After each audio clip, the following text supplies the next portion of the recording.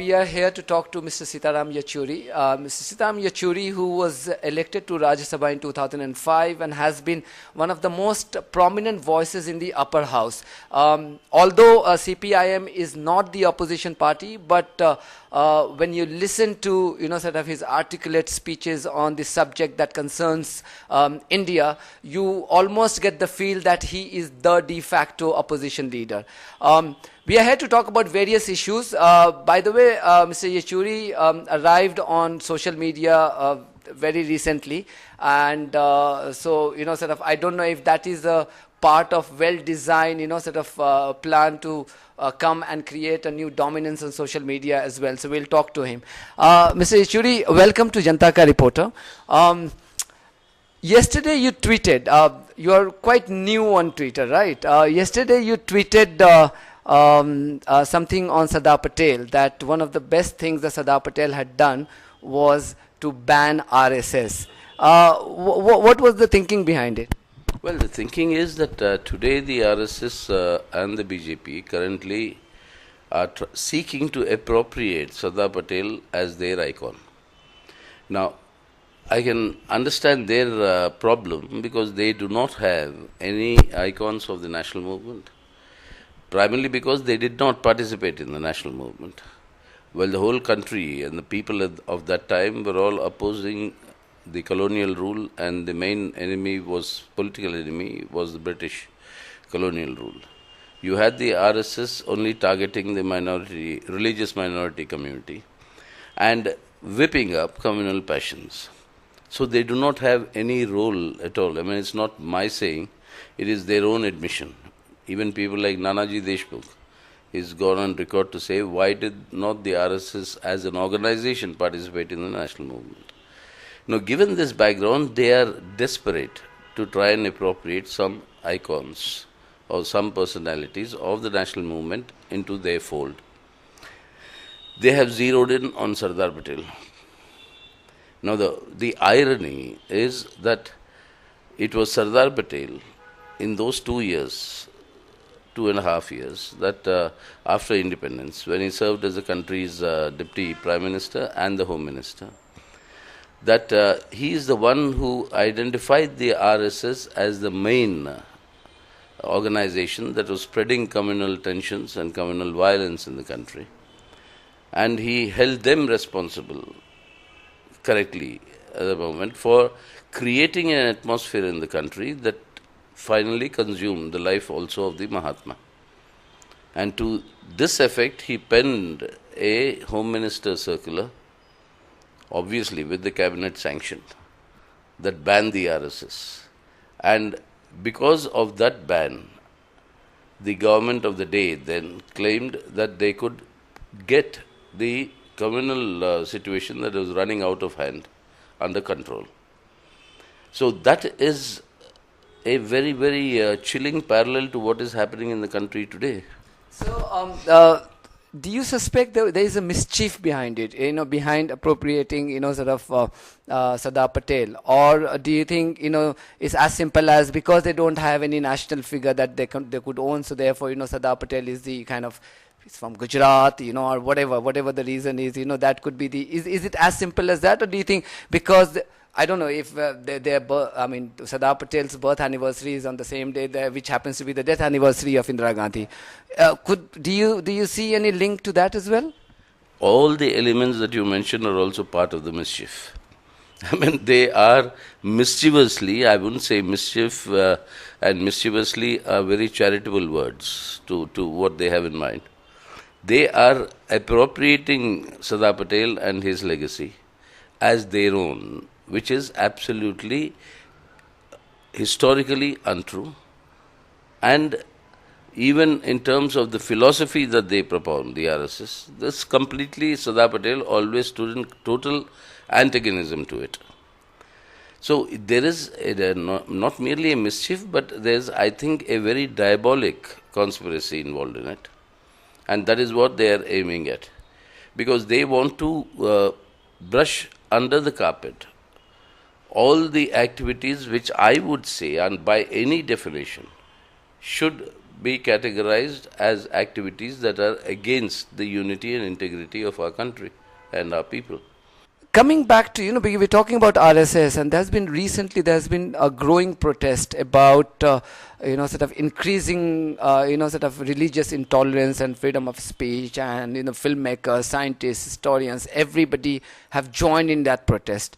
How do you see that growing protest? Do you think, do you agree with Arun Jaitley when he says it's a manufactured revolt and everybody who is taking part in that revolt happens to be just Nehruvian or Congress stooges? Or do you think they're justified in their protest and time is ripe for them to actually, sort of raise their voices?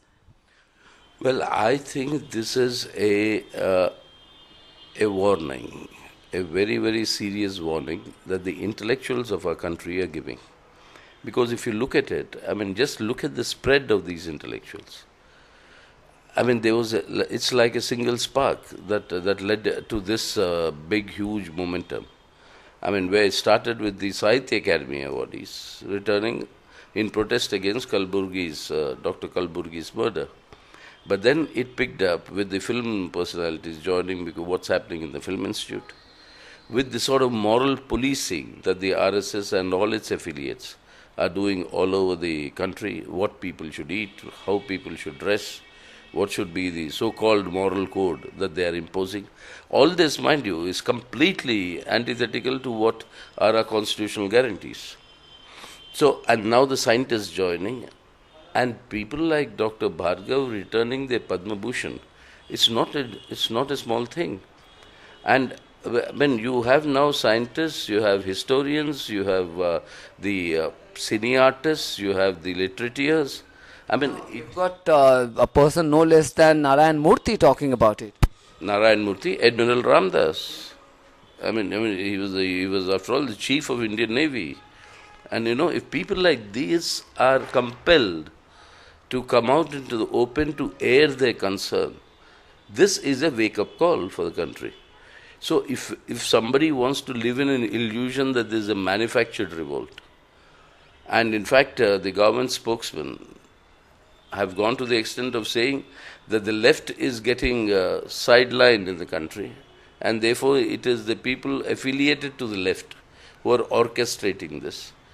I would only say from the other point of view, thank you very much, the ministers, for enlarging the left's support base, and that too with such eminent minds of our country. My question to you as a, sort of the leader of CPIM, national leader of CPIM, is that why has left been silent? Why have you not, decided to spearhead this, the protest, or on various other issues that I'll talk about in a minute? Why have you taken a backseat? Because, CPIM historically has been, because I'm somebody who was born and brought up in Kolkata, I have known that, sort of has been synonymous to protest. Right, in a good sense, not in a kind of anarchist sense. Why have you taken a back seat on this issue?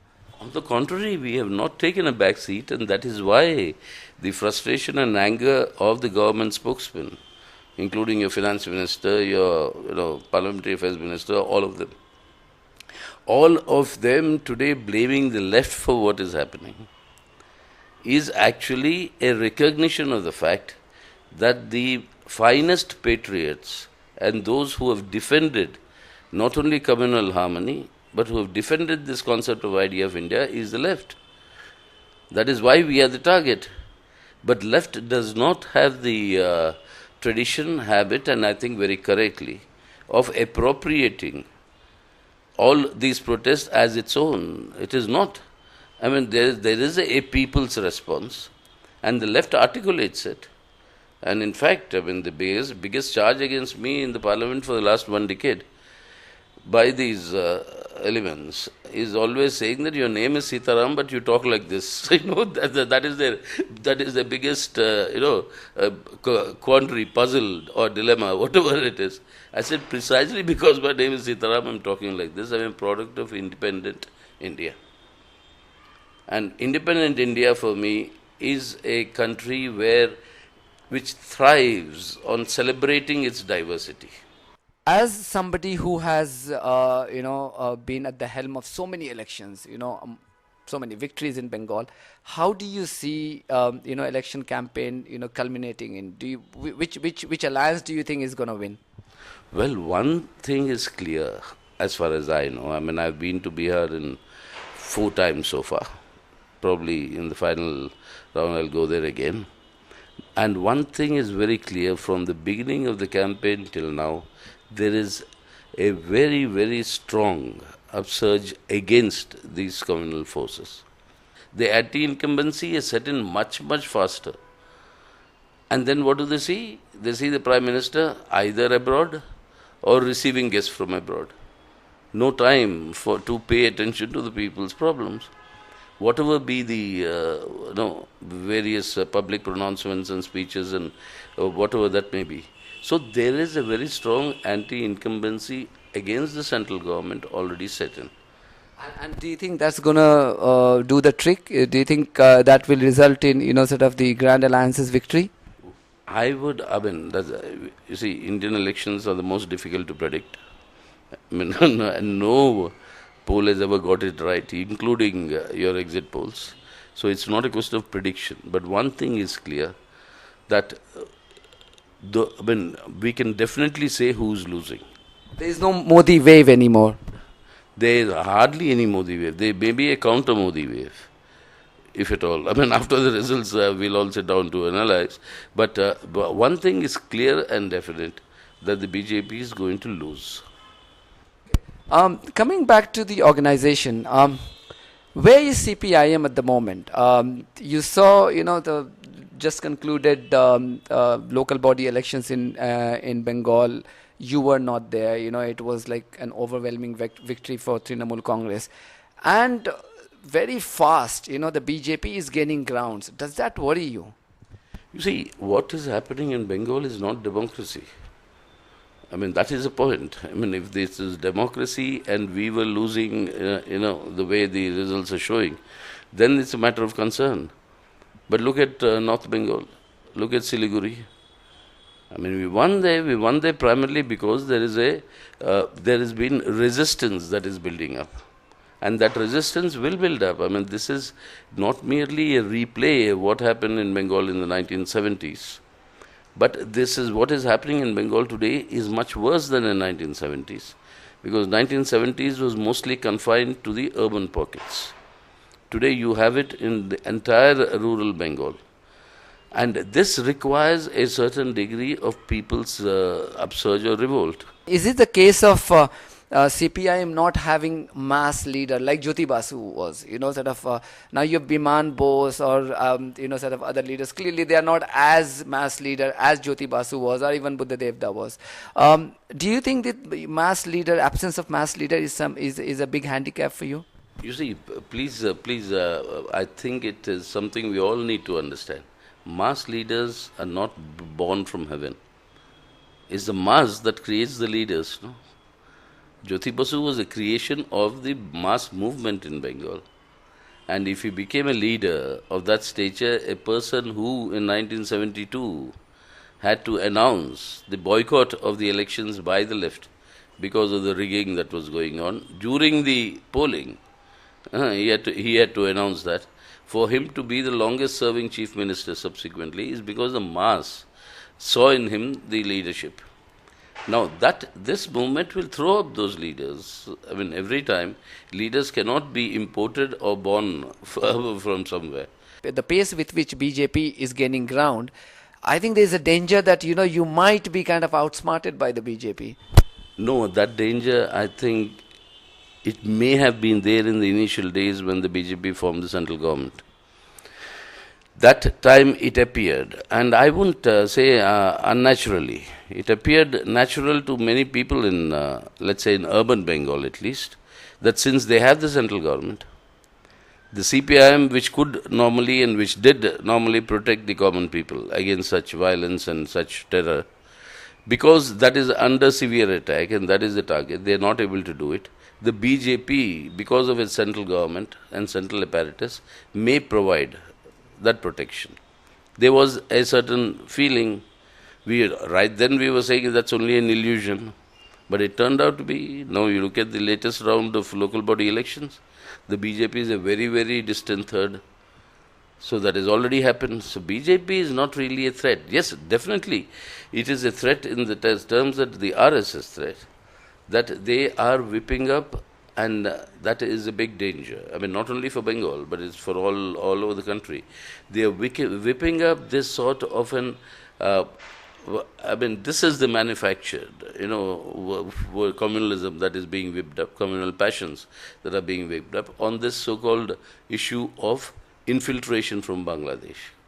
And that is something that has got a potential for creating havoc. It is to our credit, I must say, I mean, to the generation of communists before me, I mean, who actually fought this and replaced, making Bengal the most communally harmonious state in the country. I mean, you would be surprised, actually, after Babri Masjid was demolished. Well, I was there, and I was going to just acknowledge that two things that you guys did very well. One was, of course, the land reforms, which is before my birth.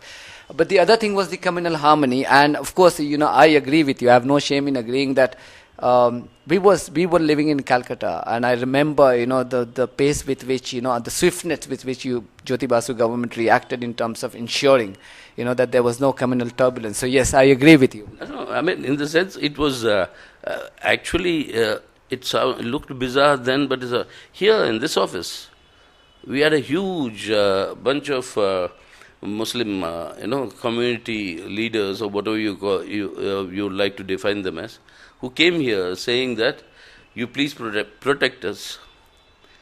I remember dealing with them downstairs at our foyer. I mean, because Comrade Surjit had asked me to go and meet them.